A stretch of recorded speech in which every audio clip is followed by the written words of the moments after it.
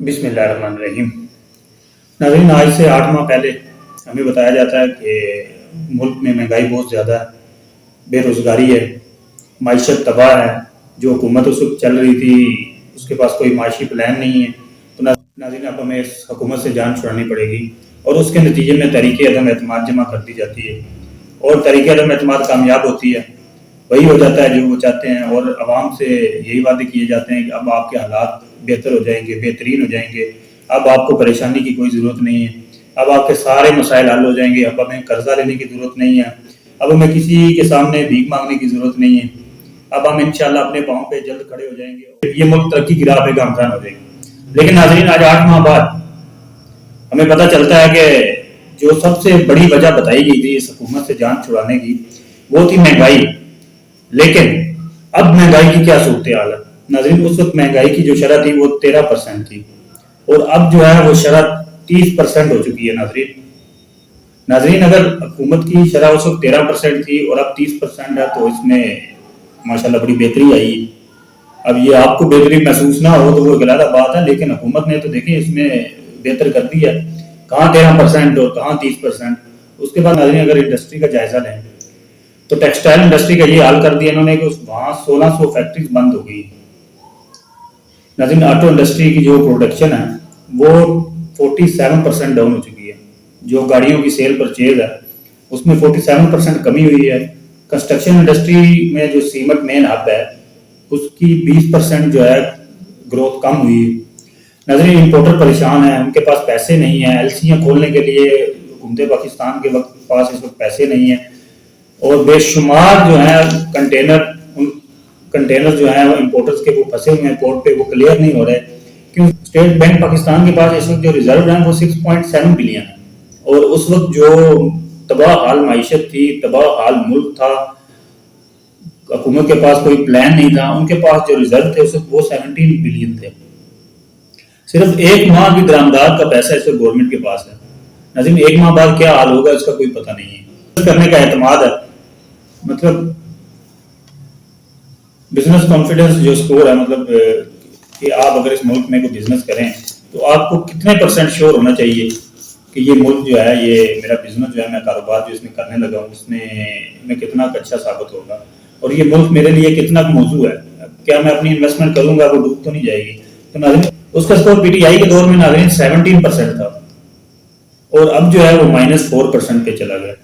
नाज़रीन, सारी सूरत हाल की वजह क्या है? आखिर इस हुकूमत को क्यों समझ नहीं आ रही? क्योंकि इन्होंने हर तरह की पॉलिसी अपनाई है, हर तरह का हरबा इस्तेमाल कर लिया, लेकिन माइशत इनसे संभल ही नहीं जा रही। पहले मिफ्ता इस्माइल से इन्होंने बेड़ा गर्क करवाया मुल्क का, उसके बाद जनाब हमें ये बयानिया बना के दिखाया गया और हमें ये बताया गया कि अब हिसाबदार आ रहा है और हिसाबदार इस मुल्क की मैशत को संभालेगा और ये मुल्क जो है वो बेहतरी की तरफ चलेगा। नाज़रीन, हिसाबदार को आई भी काफ़ी अर्सा हो गया, लेकिन मुल्क की हालात जो है वो बद से बदतर होते जा रहे हैं। नाज़रीन, उनको ये चीज़ समझ नहीं आ रही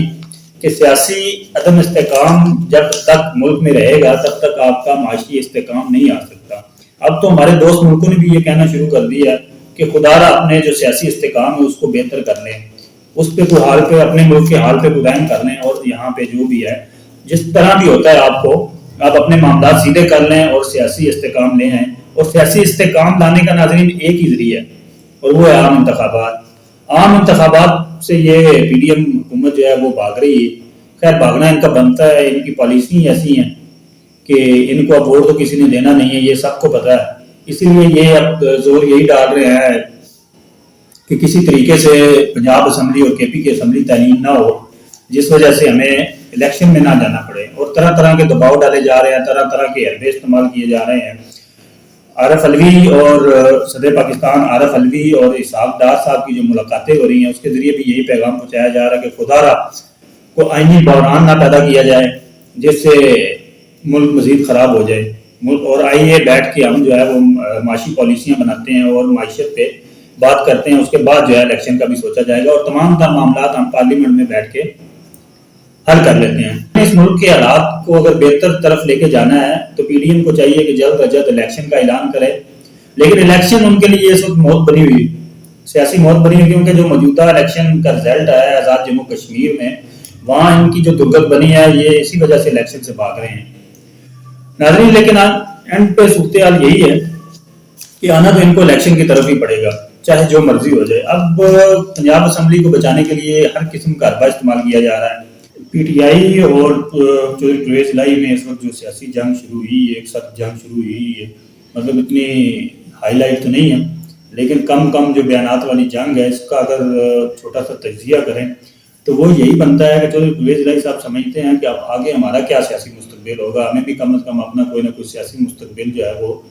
بنانا پڑے گا، اور ہمیں یہ اسی حساب سے لے کے چلنا پڑے گا تاکہ آگے آنے والے الیکشن میں ہمارے ساتھ کیا ہوگا، کیونکہ سارا جو دار و مدار ہے وہ چودھری پرویز الہی صاحب کا انہی اسمبلیوں سے ہے کہ یہ اور وہ اگر خان صاحب کے ساتھ چلتے ہیں تب ان کا سیاسی مستقبل کیا ہوگا، اور اگر راستے جدا کرتے ہیں تو پھر ان کے ساتھ کیا ہوگا۔ میرا خیال ہے ان کو اسی بات پہ زور دینا چاہیے، اور ان کی یہی خواہش بھی یہی ہوگی کہ ہم ابھی خان صاحب کے ساتھ چلیں، کیونکہ ان کی سیاست میں اگر فوائد ہیں تو وہ خان صاحب کے ساتھ چل کے ہی ہیں، خان صاحب کے علاوہ تو میرا نہیں خیال وہ کامیاب ہو سکتے ہیں۔ لیکن یہ خبریں آنا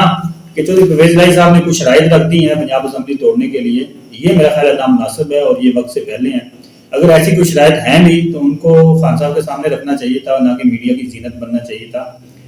اب میڈیا میں جو خبریں آ رہی ہیں، مختلف میڈیا ہاؤسز جو رپورٹ کر رہے ہیں وہ یہ کر رہے ہیں کہ چودھری پرویز الہی صاحب ایک تو کہتے ہیں کہ سب سے پہلے کے پی کے اسمبلی جو ہے وہ ڈیزالو کی جائے، اس کے بعد آئندہ آنے والے جو انتخابات ہیں اس میں سیٹ ایڈجسٹمنٹ کروائی جائے پی ایم ایل کیو کے ساتھ، اور جہاں جہاں وہ چاہتے ہیں وہاں ان کے امیدوار کھڑے کیے جائیں ان کی مرضی کے مطابق، ان کے حلقوں میں جس حلقے میں وہ بہتر سمجھتے ہیں اس میں وہ اپنے امیدوار کھڑا کرنا چاہتے ہیں، اور وہ حلقے بھی فائنل کر رہے ہیں، یہ بھی خبریں آ رہی ہیں۔ اور الیکشن کے بعد جب رزلٹ آئے گا تو چیف منسٹر جو ہے وہ کاف لیگ کا ہونا چاہیے۔ میرا خیال ہے یہ چودھری پرویز الہی صاحب تھوڑی لائن کراس کر رہے ہیں، اور یہ زیادتی کر رہے ہیں، پاکستانی عوام کے ساتھ زیادتی کر رہے ہیں، کیونکہ اس وقت پاکستان میں اگر ووٹ ملنا ہے تو وہ صرف عمران خان کے نام پہ ملنا ہے، وہ کسی چودھری پرویز الہی کو نہیں ملنا، کسی نواز شریف کو نہیں ملنا، اور نہ ہی کسی زرداری کو ملنا ہے۔ اگر چودھری پرویز الہی کو اتنا ہی شوق ہے وزارت اعلیٰ کا تو ان کو چاہیے کہ اپنی پارٹی تحلیل کریں اور مکمل طور پر پی ٹی آئی میں ضم ہو جائیں، تو پھر امید ہے کہ ان کا چانس بن سکتا ہے کہ جیسے ہی الیکشن ہو رزلٹ آئے تو وہ وزارت اعلیٰ سنبھال سکتے ہیں۔ اس کے علاوہ میرا نہیں خیال وہ اس طرح، مجھے نہیں لگتا کہ اس طرح کا کوئی دباؤ ان کا کام آئے گا، یا عمران خان صاحب کو وہ اس طرح بلیک میل کر سکیں گے، یا تحریک انصاف میں کوئی اس طرح کی وہ لابنگ کر سکیں گے۔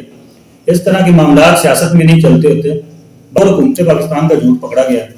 ایک تو یہ جھوٹ بہت بولتے ہیں، اور اس کے بعد ان کے جھوٹ بڑے پکڑے جاتے ہیں جلدی۔ ایک تو ڈیلی میل والا، وہ تو آپ سب کو پتہ ہی ہے۔ میں جس ایشو کی بات کر رہا ہوں وہ ہے رشیا کے ساتھ جو معاہدہ حکومت پاکستان نے جو شور شرابہ ڈالا ہوا تھا کہ ہمیں سستے نرخوں میں جو ہے وہ پیٹرول دینے پہ راضی ہو گئی ہے گورنمنٹ آف رشیا، لیکن رشیا سے جو خبریں آ رہی ہیں وہ یہ آ رہی ہیں کہ ابھی تک ہمارا پرائز کے حوالے سے کہ پیٹرول کی پرائز ہم نے کیا دینی ہے اس پہ کوئی ڈسکشن نہیں ہوئی، کسی قسم کا کوئی ریٹ فائنل نہیں ہوا۔ ہاں یہ ضرور ہم نے کہا ہے کہ 100,000 بیرل جو ہے وہ پر ڈے پیٹرول ہم آپ کو دے سکتے ہیں، اور جو پرائز کی صورتحال ہے اس پہ بات کرنے کے لیے رشیا کا ڈیلیگیشن آ رہا ہے جناب جی 23 جنوری 2023 کو۔ اگر پی ڈی ایم کی حکومت رہتی ہے تو پھر جنوری 2023 میں جا کے پتہ چلے گا کہ روس ہمارے ساتھ جو معاہدہ کرنے جا رہا ہے وہ ہمیں کتنا سستا پیٹرول دے گا، اور ابھی خبر آئی نہیں، اور نون لیگ کا جو سوشل میڈیا ہے وہ اس طرح کے بیانیے بنانا شروع کر دیتا ہے جیسے ابھی بھی دور جو ہے وہ 90s کا ہے۔ اب 90s کا دور نہیں رہا، اب دنیا اپنی سرچنگ کر لیتی ہے اور خبر کی تہہ تک خود بخود پہنچ جاتی ہے۔ دوسرا، وزارت پیٹرولیم کو ایک سمری آئے گی اوگرا کی طرف سے چند دنوں بعد، جس میں میرا خیال ہے 30 روپے تک کم جو ہے پیٹرول کرنے کی سفارش کی جائے گی۔ گورنمنٹ اس وقت جو پیٹرول خرید رہی ہے وہ $76 to $77 پر بیرل جو ہے وہ خرید رہی ہے، اس پہ 50 روپے پر لیٹر لیوی دے رہی ہے، اور ریٹ جو ہمیں ابھی گورنمنٹ دے رہی ہے وہ ہے 224 روپے، اور جو پاکستان تحریک انصاف کی حکومت تھی اس وقت وہ پیٹرول جو ان سے کئی گنا زیادہ مہنگا خرید رہی تھی اور کئی گنا زیادہ سستا دے رہی تھی۔ میرے خیال ہے لاسٹ جو پیٹرول کی پرائز تھی وہ 150 روپے تھی، 150 روپے پر لیٹر تھی، اور اب جو پرائز ہے وہ 224 روپے ہے، اور اب اس میں کہہ رہے ہیں کہ ہم 30 روپے سستا کرنے جا رہے ہیں۔ ناظرین، اگر عمران خان کی حکومت کا اور اس حکومت کا صرف ایک پیٹرول کی پرائز پہ موازنہ کیا جائے تو اس میں زمین و آسمان کا فرق ہے۔ آج کے لیے اتنا ہی، ملاقات ہوگی اگلی ویڈیو میں۔ اللہ حافظ۔